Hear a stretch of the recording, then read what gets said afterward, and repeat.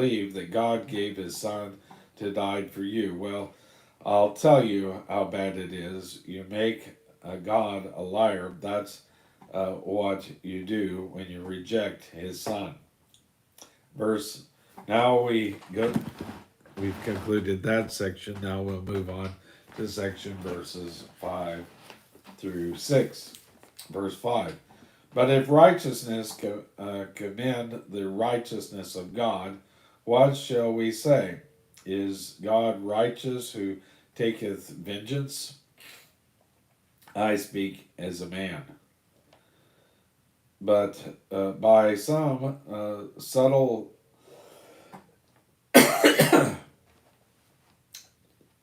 sophistry, it might be argued that since the nation's unbelief merely puts in contrast the faithfulness of God, God is not just to punish that which brings greater glory to himself. A better translation would be, is God unjust who visits with wrath by judgment these people? Now, this is the severest criticism that Paul faced in preaching the gospel of the grace of God. If God uses sin to get glory to himself, then he should not punish sinners. This, of course, was used by some as an excuse for sinning. You'll find this again in Romans chapter 6 and verse 1, and we'll deal with it then. Paul asks the question in such a way in the Greek as to demand a negative answer.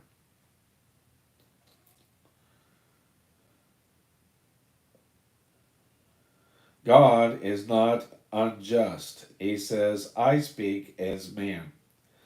That doesn't mean that Paul is not writing this particular passage by inspiration, but rather that he is presenting his question from the finite and human standpoint.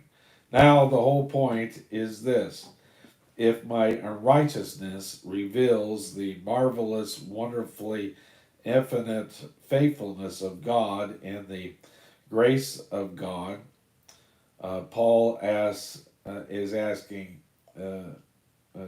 grace of God, then has God a right to judge me? That's what Paul is asking here. This makes it very clear that the unsaved world in Paul's day understood that Paul was preaching salvation by the grace of God. How wonderful. Verse 6, God forbid, for then how shall God judge the world? If God would have no right to judge us because our sin merely reveals the grace of God, then God would have no right to judge any person. You see, because they would reveal something of the common grace of God. Paul's answer is again an emphatic and categorical denial of any such premise that God is unjust.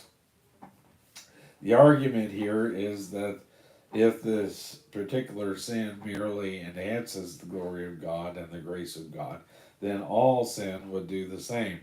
Therefore, God would not be able to judge the world. He would abdicate his throne as judge of all the earth. This